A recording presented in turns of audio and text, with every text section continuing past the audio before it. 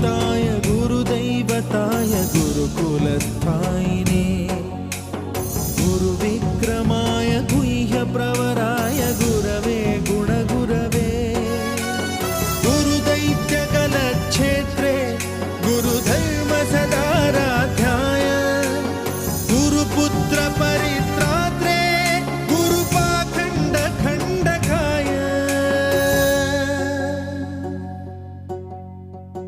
गीतसाराय गीततत्त्वाय गीतगोत्राय धीमहि गूढगुल्फाय गन्धमत्ताय गोजयप्रदाय धीमहि गुणातीताय गुणाधीशाय गुणप्रविष्टाय धीमहि एकदन्ताय वक्रतुण्ड